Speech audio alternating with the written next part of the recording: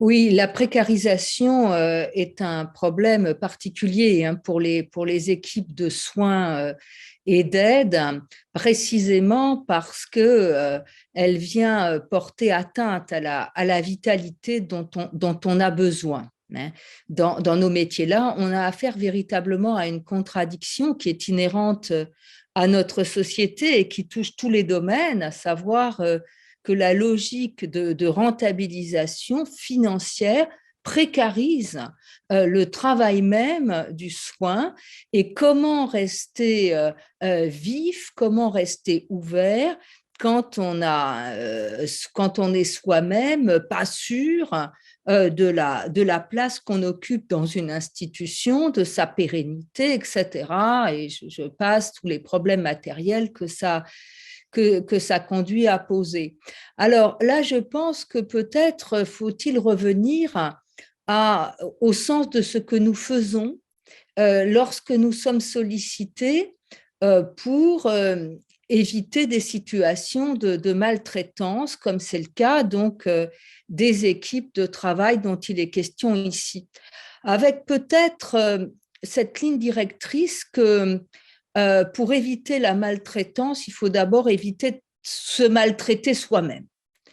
Être maltraité par le social, malheureusement, il n'est pas en notre pouvoir de l'éviter.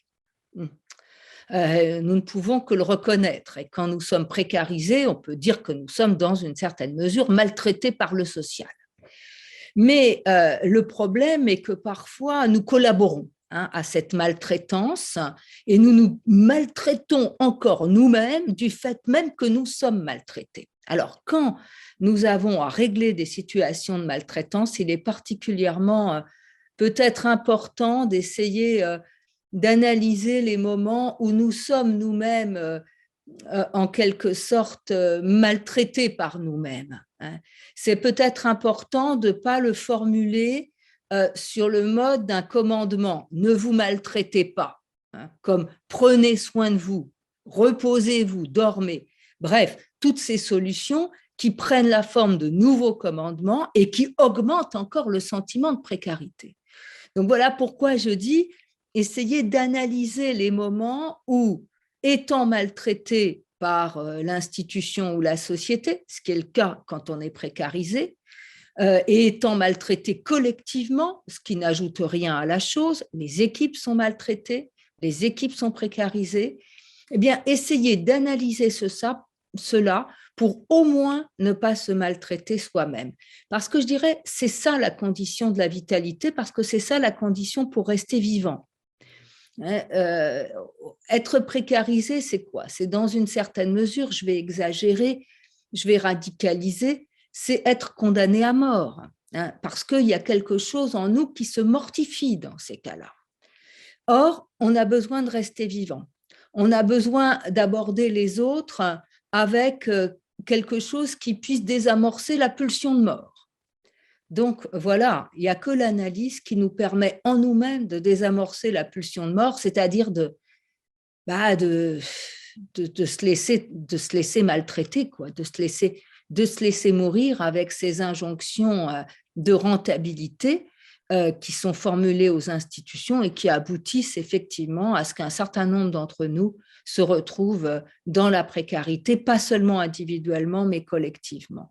Comme de surcroît, les parents maltraitants ou les enseignants maltraitants, ça arrive aussi, sont précisément des gens qui sont habités par un assez grand sentiment de précarité qui les conduit à en rajouter dans la toute-puissance. Eh bien, nous-mêmes, je crois que nous devons peut-être prendre garde à ne pas réagir aussi par une forme de puissance, par une forme de maîtrise, davantage de protocole. Il me semble que ça, c'est le piège. De réagir à la précarisation pour garder sa vitalité par plus de protocoles, plus de maîtrise, plus de techniques. Il me semble que c'est le piège, car plus de techniques, plus de protocoles, plus de maîtrise, eh bien, ça revient à ne pas être à ce qu'on fait, à travailler sur un mode machinal. Alors, c'est ça le piège, justement, parce que sur un mode marginal, ben, on perd soi-même sa propre vitalité.